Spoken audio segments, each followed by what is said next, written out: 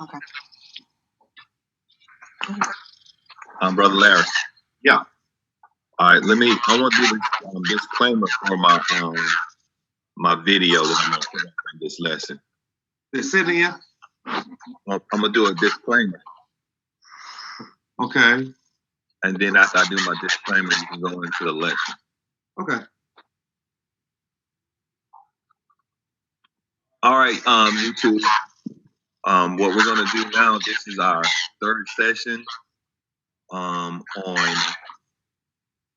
active listening. Well, all right. Let me start over. What's the thing again? It's called effective communication. Oh, effective. All right, I'm going to start over. All right, YouTube. This is our third session on effective communication. In this section, there is some documents that will be attached to the description box that you can download so you can follow along with us, because it does have some reading and a lesson questions with this session. All right, we're about to begin. All right, good morning. Guys, I have been training several of the effective communication programs. One for teacher effectiveness, one for parent effectiveness, one for effectiveness for women, and one for effectiveness training in the medical profession, in the sales profession. There are effectiveness trainings in a lot of different areas, but keep in mind, the skills are the same. They are the exact same. The skills taught in communicating as a teacher is the same skills as communicating as a doctor. It's the same skills as communicating as a child, the same skills. So I am using mostly the skills for teachers. And so I want you to put yourself in the role of a teacher with the understanding that you use these same skills in any relationship that you have. Now, on the reading that we did last week, number one says, as a teacher, some students are resisting completing an assignment you've given. You reassure the students that not only is the assignment for their own good, they'll be glad to learn the information when they grow up. You tell them that they have great potential if they will only put their minds to it. Now, you're talking to students who really don't want to do the assignment. So tell me, what do the statements encourage the students to do it, or does it discourage the students to do it? And I want you to tell me why. If the teacher says, this is for your own good, you'll appreciate it later on in life. Is that an encouragement or does that discourage? What do you think?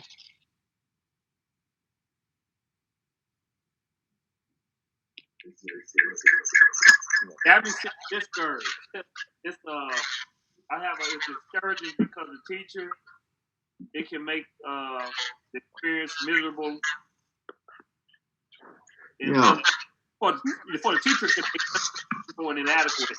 Uh-huh. And helpless or exasperate, cause exasperation. Yes. And also it causes resentment toward the reluctant learner. Mm-hmm. And it puts pressure. Gab said puts pressure on the student. Yeah, exactly. Because you're dealing with students who really, really, really don't want to do the assignment. They don't want to do it for whatever reason. So when you tell them you'll be able to use this information one day, or you're such a good student, I don't know why you don't want to do this assignment. See, none of those phrases help the student.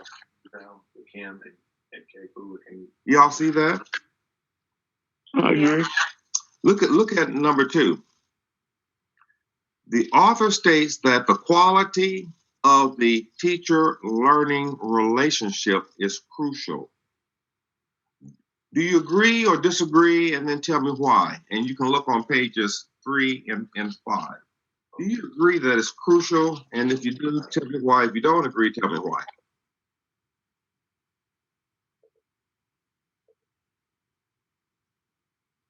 Who wants to jump in? I'm looking at the book. Uh-huh. I agree because the relationship is more important than what is being taught. For teaching to work, there must be a mutual connection. Okay. Wow. Very good, Mr. Perkins. Relationship is everything. Is everything. You know, Vic, I'm sure you've asked the students to do something that they didn't want to do, and you talk to them, and at the end, they just shrug their shoulders and they say, all right, Mr. Cooley, all right. And they do it just because they like you. They really still don't want to do whatever the task is that you assign, but they do it just because they have a good relationship with you. And I'm sure all of us have been in situations like that, and where a person, they don't really want to do a thing, but just because it's you, they say, all right, I'll go ahead and do it. You know, in the sales field, do you realize that people won't buy your merchandise? People will not spend their money with you if they don't like you. They'll go to another store. See, they'll go to another salesman. But if they don't like you, they're not going to give you their money. So yes, relationship is the key. If your doctor has bad procedures as he's dealing with you about different topics, you go find a doctor that is more compatible. The relationship means everything. It's crucial. Okay. Number 3 is praising someone. Is that good or bad? And tell me why. It can be good and bad. It can be good and bad. Yeah. Usually when I think of praising someone, that's saying something nice about someone. I think that means something good. So how can praising be bad? Go on, V. Good. What you say? Well, you can praise someone to the point where they cannot believe things. Yeah. Praise you like by saying, "No, I know you can. This is something that you're good at." That's praising. Yeah. They may not be good at it. Just saying something. So then, therefore, what you're saying to be, you know, like a parent is always praising and always kids will never go through. They know that situation where they need somebody to face it for them. Yeah. Yes.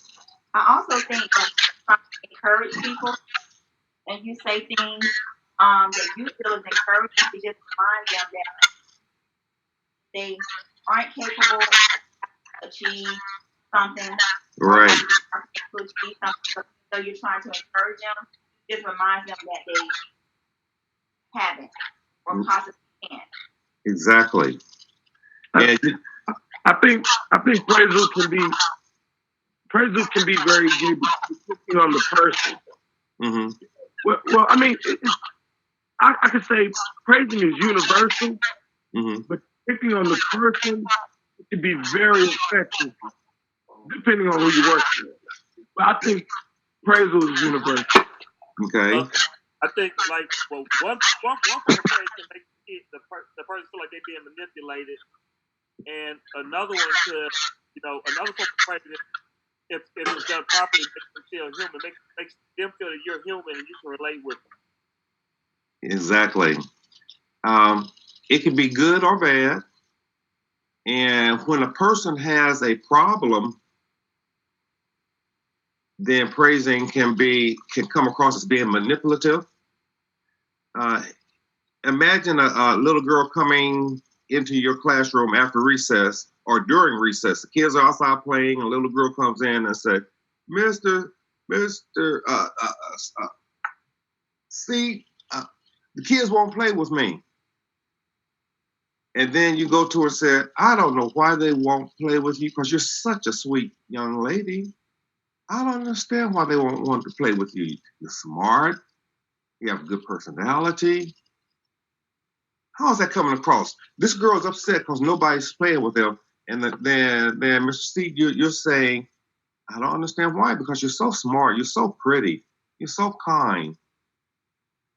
See, that is not helping the problem, the child with their problem. And even though you're praising, it's coming across as manipulation. You know, for some reason, it's hard for people to accept praise. For example, if you see your friend and you say, man, that is a beautiful dress. She'll say, what, this old thing? Or I got this on sale. Or you know what, I got this at Goodwill. You know, they're quick to downsize the praise. That is a beautiful dress. What, this old thing? Or, man, I love your furniture. Oh man, you know, it was given to me. I mean, they're quickly trying to downsize. You know, instead of saying, for example, instead of saying something like, that's a beautiful shirt, say something that they will be able to accept.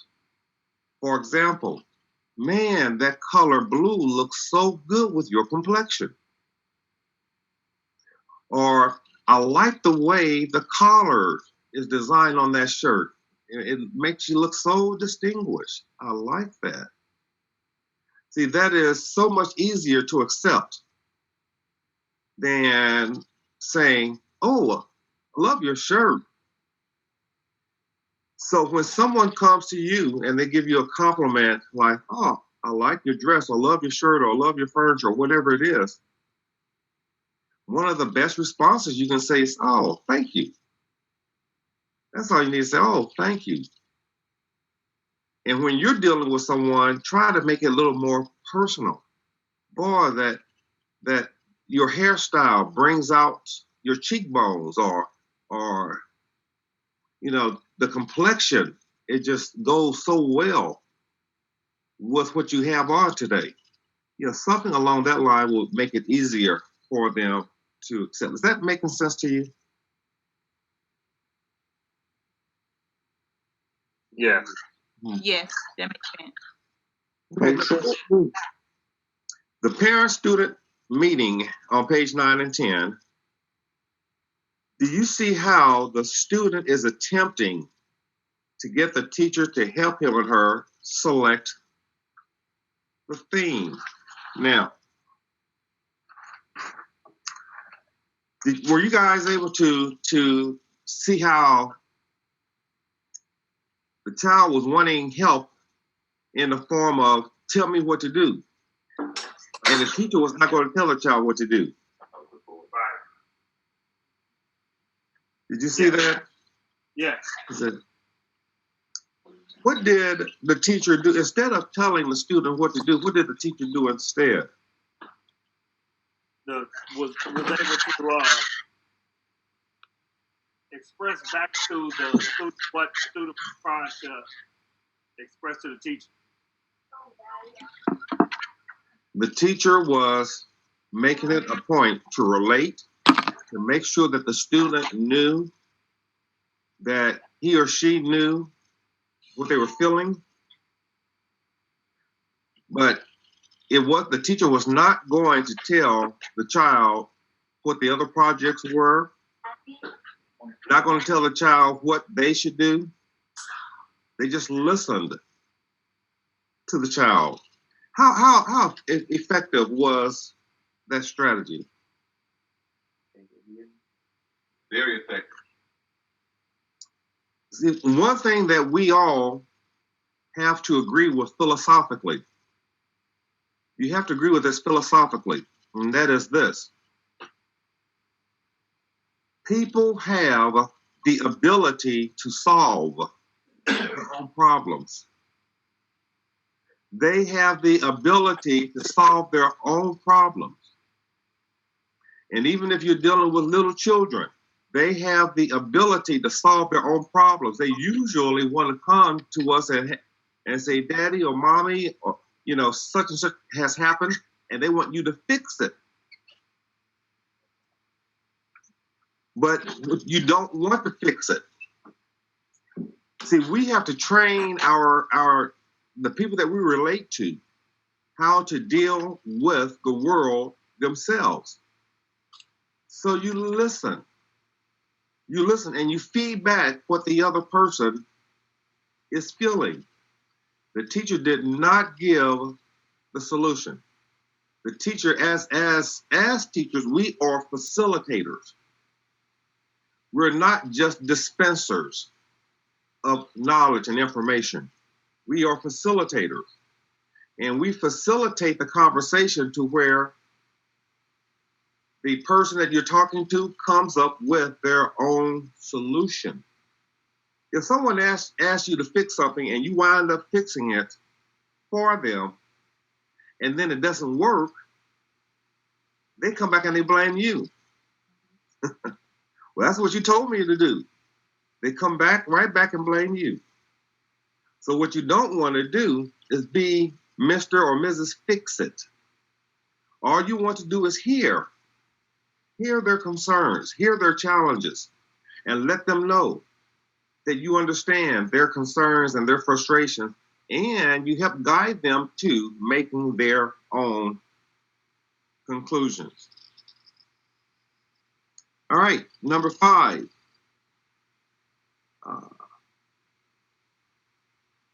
What was the real student's concern? Who was at the bottom line? What was her real concern? Living up to her expectations. Yes. See, it wasn't about choosing a project or a name or anything like that. She had to live up to her parents' expectations. That was the real concern. And see, when you're working with people and you're dealing with skills like this, it's just like peeling an onion. When a person expresses a concern to you, that first expression is generally not the issue. But they may start off with something to see if they can trust you. And so you peel one layer back, and then they'll give you a little more. And so you peel another layer. And see, we are in the business of peeling back the layers of that onion. You keep peeling it back until you get to that sweet core center of that onion. You're peeling layer by layer by layer to find out what is the real problem. Because what they initially come to you with is not. Who's going to say something? My question is that how do you deal with a situation where you're breaking up? Well, I'm calling. Can you hear me? I can hear you, but you're breaking up. Is it because? Can you hear me now? I'm still breaking up.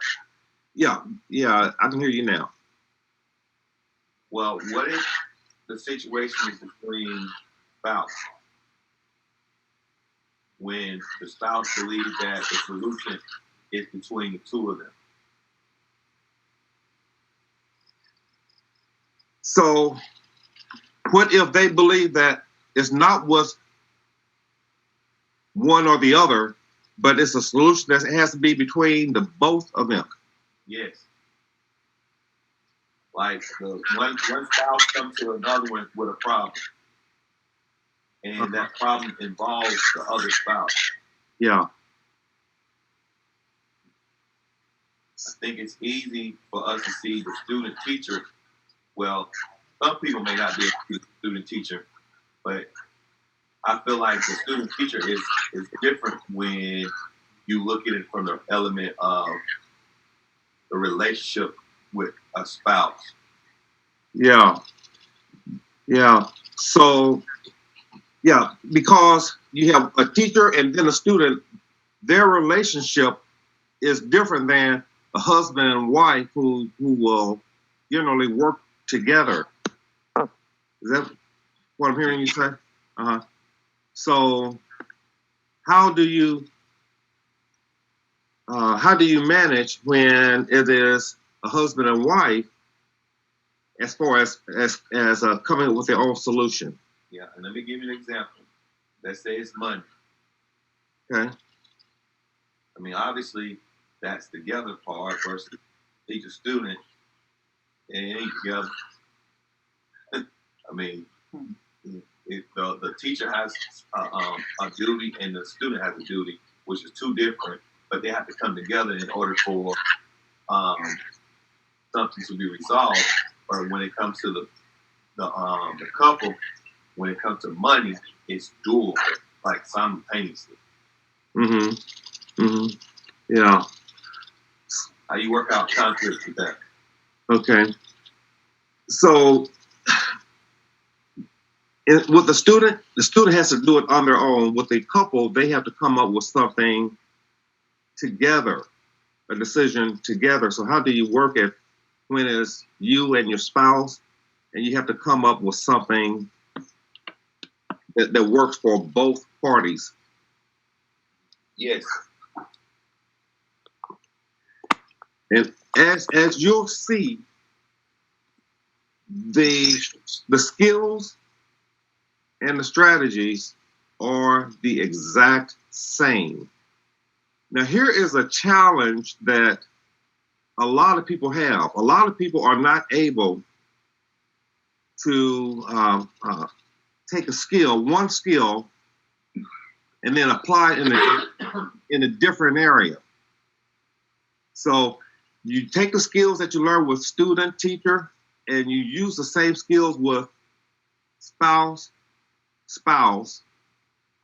Most people have a difficult time transferring. For example, if you teach the ending ing in English, you have to again teach ing in social studies. You have to teach ing in science. You have to teach ing in math, because people don't automatically transfer. They don't transfer. And this is what's going to be the challenging part with these skills, is that it is not automatic. It has to be an intentional goal of yours. It's not automatic. So the same skills that you use with teacher-student, you have to take those same exact skills and put them when you're working with couples who have to come up with one common goal. And you'll see this more as we go on, but it is the same exact skill that we transfer from one relationship to another. This is really interesting, because as a principal of a school, I had to help my staff come up with a mission statement. And so we came up with a beautiful mission statement. One day, my wife asked me, she said, "Larry, we need to have a mission statement for our family." And it was almost as if I was stuck, didn't know what to do. And then I said, "Wait a minute, Larry, you do this at school? Use the same skills that you did at school to build a mission statement for your family." And when it hit me, it was almost comical, because I was thinking I was stuck, didn't know what to do. But what I didn't realize is that I had to transfer the same skills from school to home as far as it related to building a mission statement. So you're going to see as we go on, it's not going to be anything different. Just transfer the same skills. Number 6, on page 11 and 12, they talked about the hoop jump biscuit game. Is this game accepted? Is it accepted practice? Does the society accept the hoop jump biscuit game. And what is a hoop jump biscuit game? Well, the society does accept it because this is what's traditionally taught. This is the traditional style of teaching. Yeah. And the hoop jump biscuit game is when a standard is set. If the person reaches that standard, they're rewarded. Mm-hmm. But then after they achieve it, they raise the standard. And the person has to achieve that one. Then they keep raising it. It just keeps going on and on. Mm-hmm. Yeah. Yeah. And so this is an acceptable practice. And what we're going to find is that it is detrimental. Now, in the school situation, you give a class an assignment, and then you have this one person says, I'm finished, and everybody else is still working. A lot of times the teacher will go get another worksheet. Here, you work on this one then. I'm finished. Uh-oh, let me give you another worksheet to work on. And that practice is accepted, not realizing that that practice is detrimental to our society way of thinking. Give us an example of that. And I'm still saying relationship with spouse or relationship, couple relationship. Okay. Okay. Tell me again what you're asking. What is it that you want an example of? What I find out is that a lot of times we can overlook or need the skills when it comes to the outside relationship other than our spouses or our family. We can overlook the skills Mm-hmm. when we outside in the world. Kind of get what I'm saying? Well, in other words, we don't necessarily it don't come so confrontational when we like at work or when we in society. The confrontation or the skills is needed when we're dealing with family and friends and our spouse especially. Mm-hmm. So I'm saying, can you give us a scenario in that sense versus the teacher-student? What would be another scenario? Well, one thing that we all have to keep in mind, and that is this: the closer you are in relationships, the harder these skills are going to be to use. It's easy to use these skills with people you are not closely connected with. Now, you might have friends on the job, but they are certainly not as close of a relationship as with your spouse or with your children or with your cousin or with your uncle. The closer you are with the person, the harder it's going to be to use these skills, because you can be very, very objective when you're dealing with someone that you're not real close with. But when someone you're close with, we want so badly to help. We want so badly to fix this relationship. We want so badly to have things go the right direction. And we wind up clouding the entire process because we're operating on emotions, not operating on what are the facts. What are skills A, B, C, and D? What should I do first? What should I do second? It becomes clouded because we're so involved emotionally.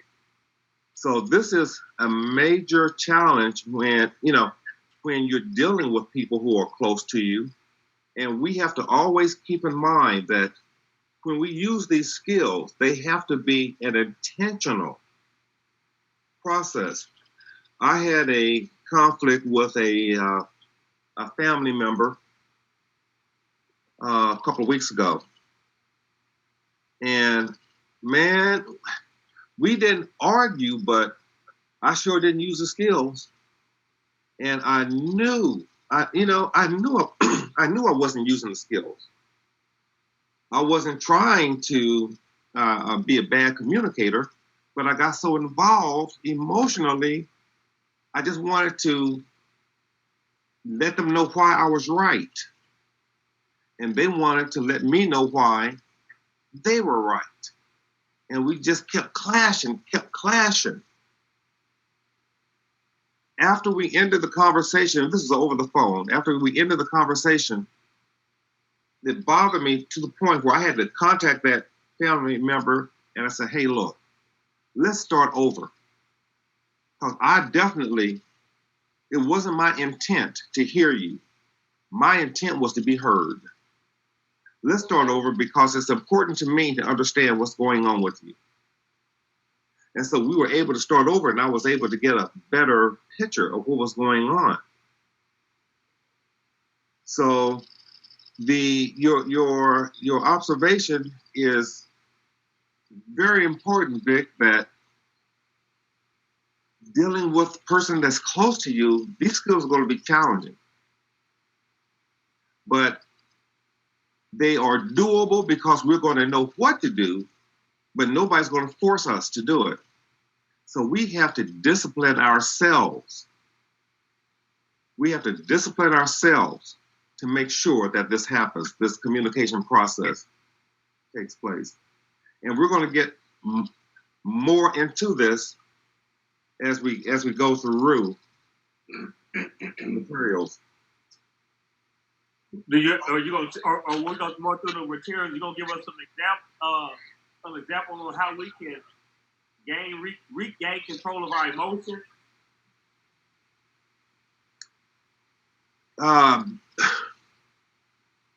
You are going to be responsible for controlling your emotions. There's no skill that's going to help you do that. It has to be your intent. You have to have the intent to do this. It is my intent to build a relationship with this person. That has to come from inwardly. Now you're going to have the skills. But whether you use the skills, that's up to you.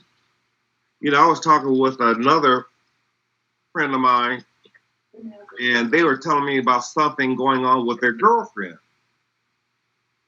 And they said, Larry, I'm going to tell her this, and that. And then I said, now, when you tell her this, and that, what do you think the response is going to be? Well, she's not going to like it. Of course she's not going to like it. So why do it? See, you have to kind of like force yourself to use the skills, because when using the skills, you get a positive result.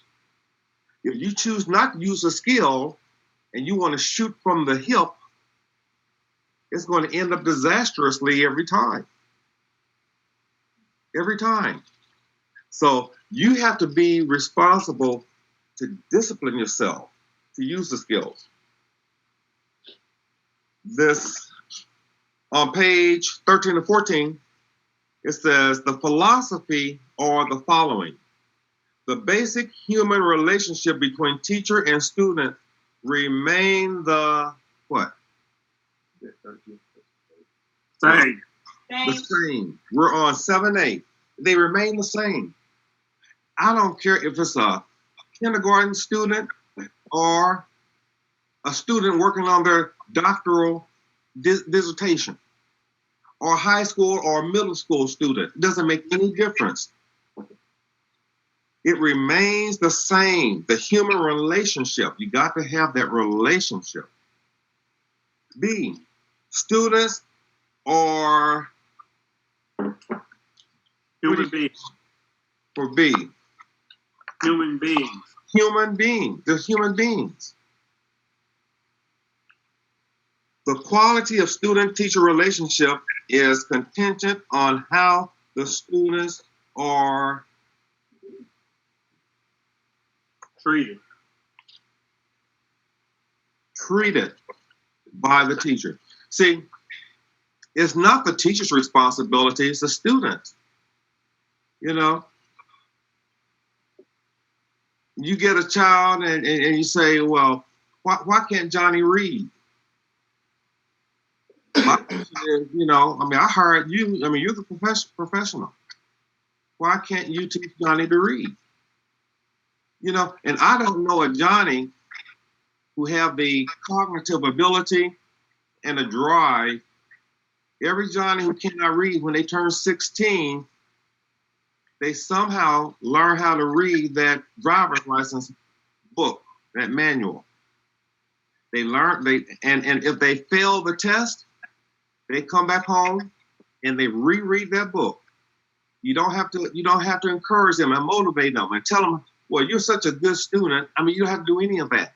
They will on their own go back home and reread that book because they want to drive to the prom. They have a goal in mind. So with that teacher-student relationship, that is so crucial.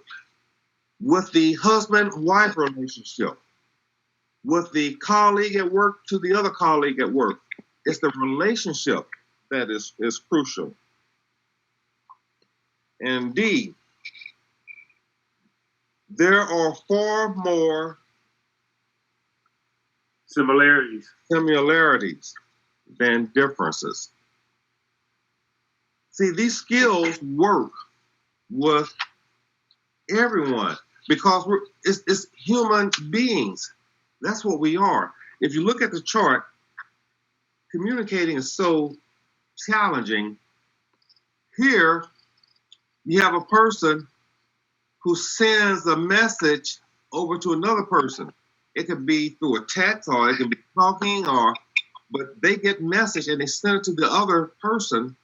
This person has to go inside their earthly vessel and see what are you really saying, and they give you feedback, and they do that to see, am I on the right track? Is it going the way I want it to go?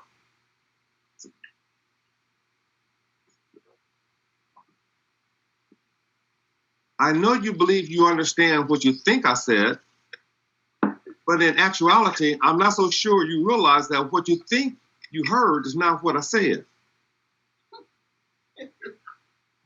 What does this statement mean to you? Anyone?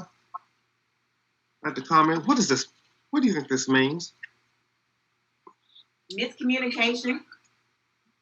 I think it means that a lot of times the receiver reacts in a way of where they surely understood the message, but what happens is the message was not understood, and then it becomes a conflict.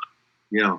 Because you begin to you argue about what was said and not what was what was understood. Exactly.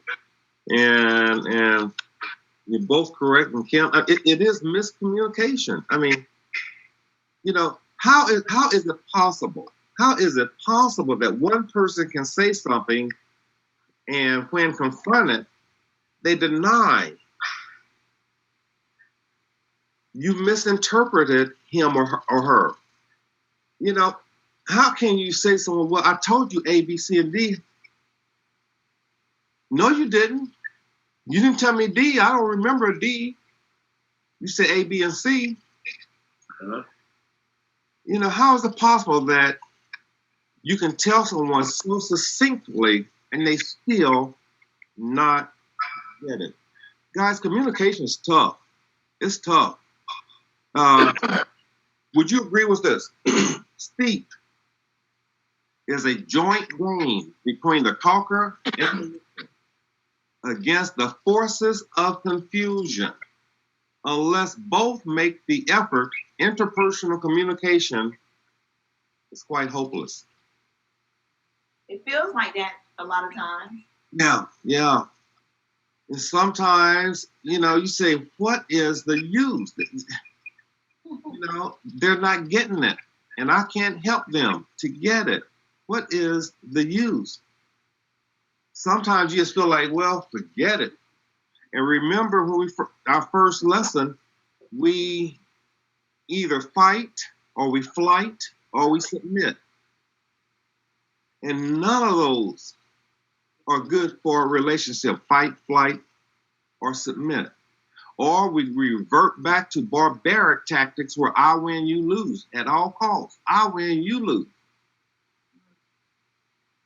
It just doesn't work. Now, there are two conditions for effective communication for people. Hold on a second, let me minimize this. Uh-oh.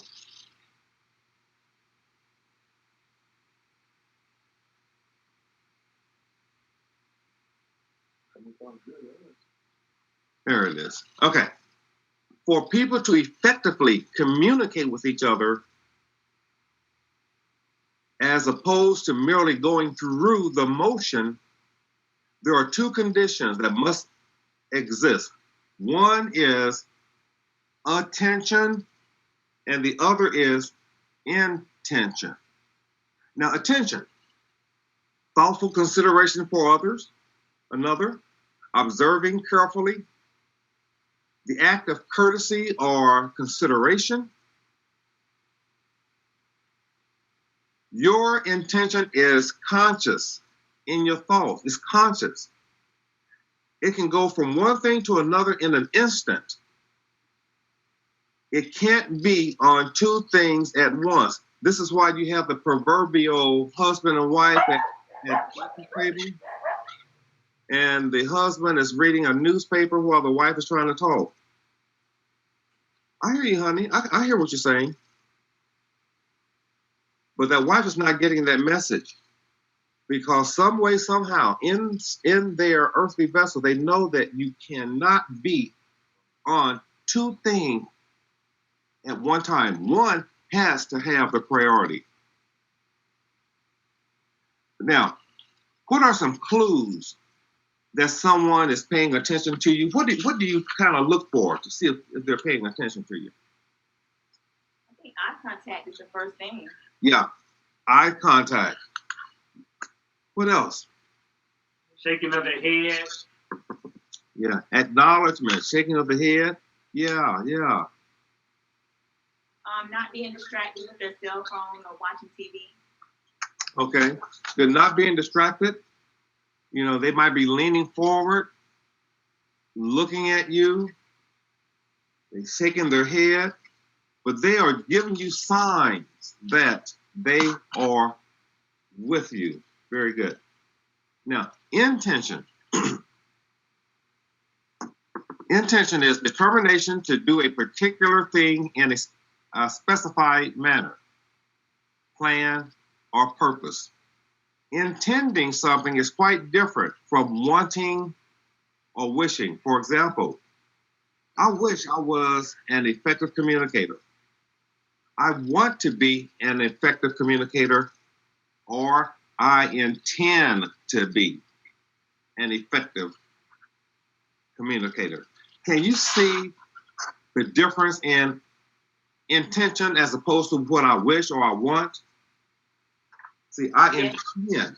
Yeah, I intend to be an effective communicator. Very good.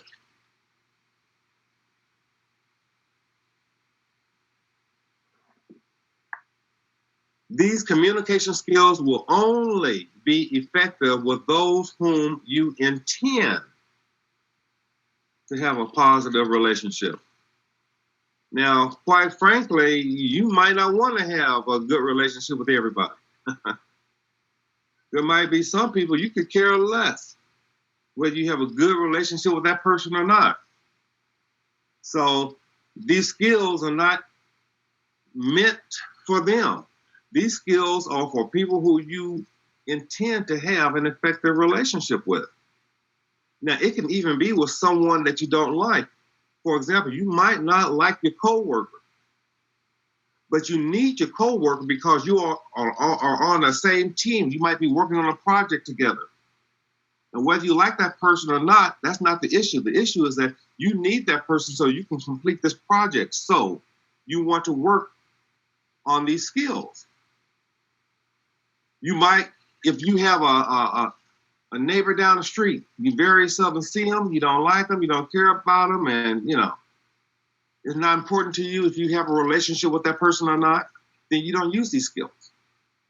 You only use these skills if they're going to be effective with people who you intend to have a positive relationship. That makes sense? Yes. Okay. Now, Darian, do you have your the little old man story? I do. Okay. Let me see if I can pull this up on the screen here.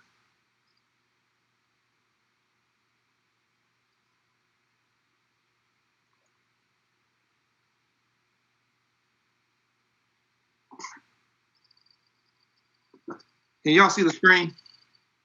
Yes, we see your PowerPoint presentation. Okay. All right, good. Okay, Darian, I'm going to be the instructor and you be the volunteer. Okay. Boy, I sure read some bad news in the paper this morning. Oh, no. Would you like to tell me about it? Well, 2 days ago, Paulette was an hour late from lunch. And when she did get back, she went straight to the office and closed the door. That's not like her. She's seldom late. I see. What happened? Well, I could tell something was really wrong, but I didn't know what to do. You were puzzled, aren't you? Yeah. Anyway, I went to her and said, "What's the matter?" She was pale and trembling. Oh, no. Really. She told me that she had just been coming from lunch when she heard a screech on 1792, and she saw an old man get hit by a car. Oh, dear. How awful. Yeah, I mean, it surely was. Paulette ran to call an ambulance. She's very sensitive about things like that. Like, I know she was really upset. You were very worried about her, weren't you? Yeah.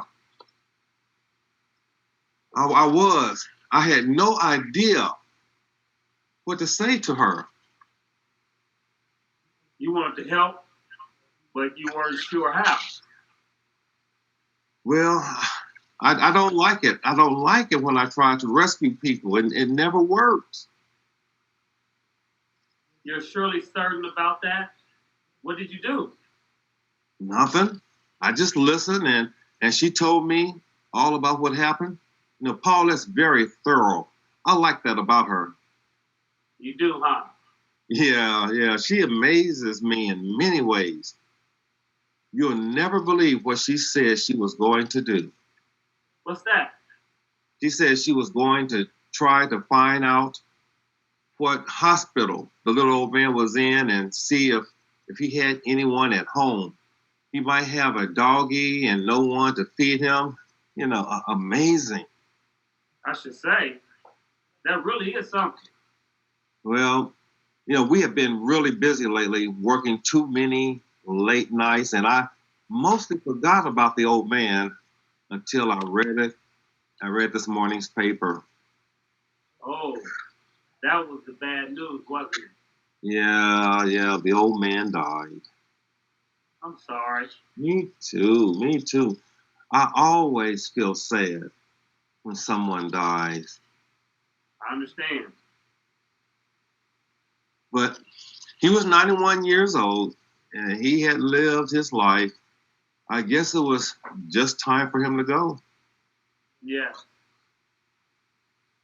My problem is whether I should tell Paulette or not. Yes. That is tough. Like I said, I don't like to be a rescuer by keeping this information from her like she was a child. At the same time, I know this is going to upset her more. So what do you think would work?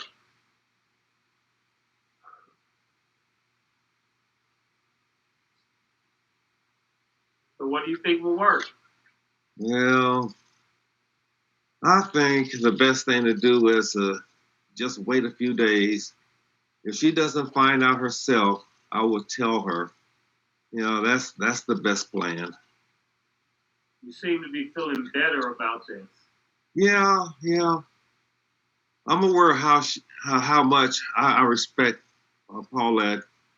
She is a top executive with a pure heart. I'm really lucky to work for her. I'm also lucky to have a friend like you to listen to me.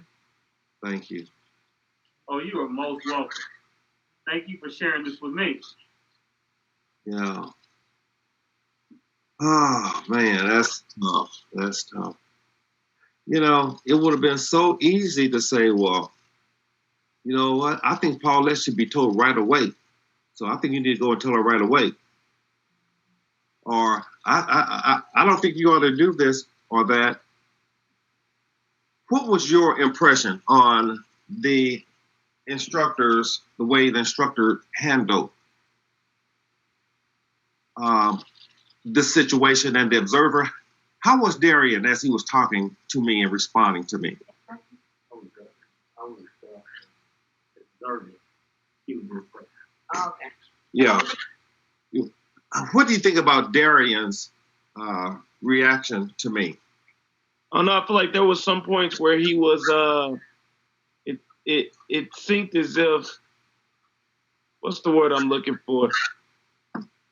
Like he didn't care, but yet he needed a response. You was like, yeah, and she died. And he's like, I understand. Yeah. And it's so sad. Mm-hmm. Yeah. And then there was some points where it sounded like he was actually in tune to it. Right. Some parts sounded like he was really with me, and some parts sounded as if he didn't care. Right. Yeah. What other observations? One of the observations is that he can listen because it didn't require him to have some what you call it. It didn't impact him It impacted him emotionally. So he was able to observe that person going through the process without having to have a resolution for him. Mm-hmm. I think that's kind of one of the things that you keep reiterating. The more that person is connected to you, more emotion. Yeah. And again, keep in mind, we have to have the fundamental belief that people are able to solve their own problems. We've got to believe that they can solve their own problems. And I do know sometimes when people come to you with a situation like that, we tend to feel like we have to say, oh, I'm so sorry to hear that. Uh-huh. God will be with him. He'll make it through. And we tend to give these false resolutions to something that they're not really seeking. Mm-hmm. They just kind of want to be heard. Yes. And I think that can kind of take the conversation to a different level when you start giving out advice or start giving out resolutions that wasn't being sought after in the first place. Exactly. Probably, see, we don't know where, well, you guys didn't know where the person was coming from that was experiencing these emotions. Like, for me, it might not have been good to come to me and say, Larry, God's good, and the little old man's in a better place, and you'll understand it better by and by. And, I might not want to be hearing that.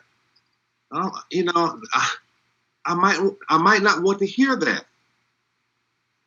A better thing to say is, I'm so sorry. And this is what I do when I go to funerals and I visit with the family. I say, I'm so sorry. I don't talk about how good God is. I don't talk about God will take care of everything and wipe away, your tears, and he's in a better place, because I don't know where they are in their spiritual vessel. I don't know what's going on. They might be doubting God. They might be questioning God. Why do you take away my child? You know, they don't want to hear anything like he's in a better place. I want my child here with me right now. So I just simply say, I'm so sorry. And then I pause. If they want to say something, they can. And then I can hear that. But as far as me, I just let them know that I'm truly sorry for their loss. Yeah.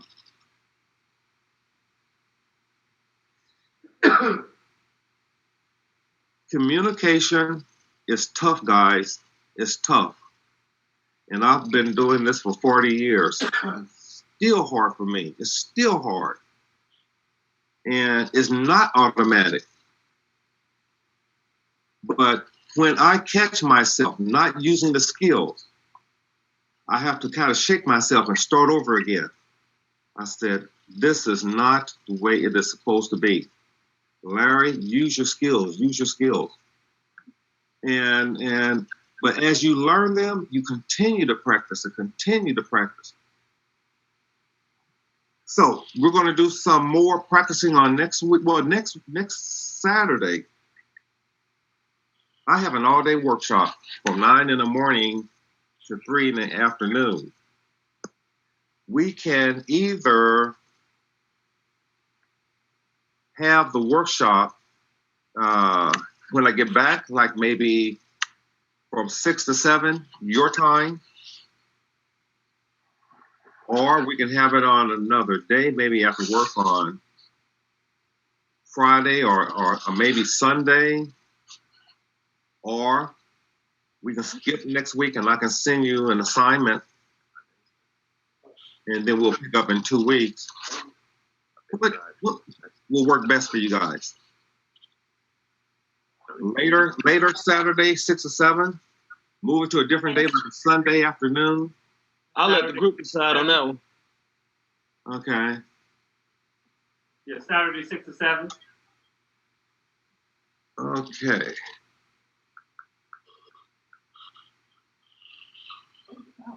Are you guys okay with that? Saturday, 6 to 7, anyone that they cannot make? Okay. Okay. We'll do it Saturday from 6 to 7, and I really am excited about your participation. I can tell that you're grasping the information. It's a lot of stuff, guys, and it's going to be challenging. What I don't want to happen is for you to become impatient. I don't become impatient with trying to absorb all of this information because it is a lot. Don't become impatient. Just kind of flow through this and learn as we go. And then when we finish, you're going to say, well, doggone, I mean, it is making sense. All I have to do now is just practice. So thank you so much for participating. And Father, we just want to thank you for allowing us this privilege, Lord. Thank you for putting them in my life, my children, and to give me the time and the availability to share these skills.